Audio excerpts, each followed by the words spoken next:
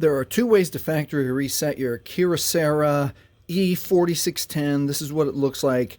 Let's cover the first way, where it's your device, you're turning it back into your employer, you're giving it to your family, and you know the phone number. So both methods are very closely similar. Let's go through the process. Okay, we're going to have the phone powered on. We're going to hit OK to get to the menu. We're going to scroll to get Tools and Settings. We're going to go to Settings, and you need the last 4 digits of the phone number. You can find that by scrolling all the way down to About Phone, and then get your last 4 digits of your phone number, 4927 here. Now we're going to back up, and now we're going to go to number 6, Phone Settings.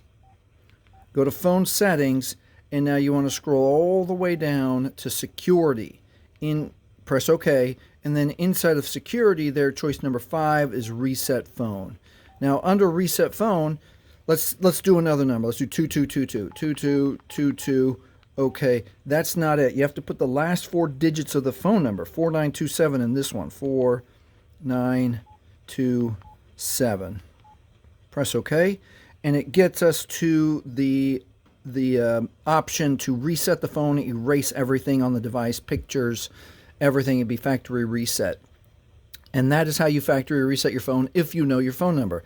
Let's say that you don't know your phone number. So I'm gonna take out the SIM chip. So I'm going to power off the device first. All right, with the device powered off now, I'm going to take off the back. I'm going to remove the battery. I'm going to take out the SIM chip. If I can, pretty easily. I need a tool, which I have a little sewing needle that can grab that chip. I can remove the SIM chip now. There it is, got the SIM chip out. And now I'm going to reinsert the battery.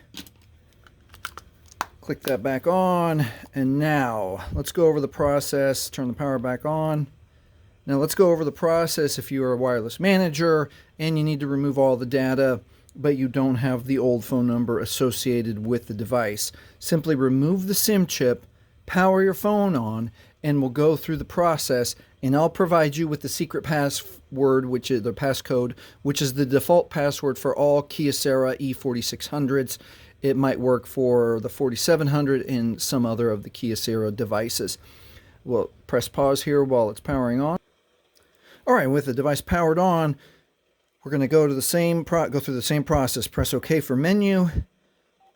Go to Tools and Settings. Go to Settings. Scroll all the way down and look at About Phone. And in About Phone, we've taken the SIM, so there's no phone number available. Let's go back. We're going to go back to Phone Settings, number 6. We're going to scroll all the way down number 8, which is Security. And number 5, which is Reset Phone.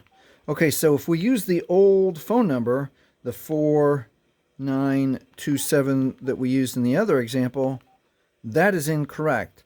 Now that there's no SIM, we have to use the default security code, which is 0000. 0, 0, 0, 0. Press OK, and that gets us to the factory reset options so that it'll erase everything, all personal information, everything that you have on this device, so that you can turn it back into your employer, or you can give it to someone else to use safely and securely. And that is how you factory reset the Kyocera E4610. If this has helped you, please like, please subscribe. Thank you for watching.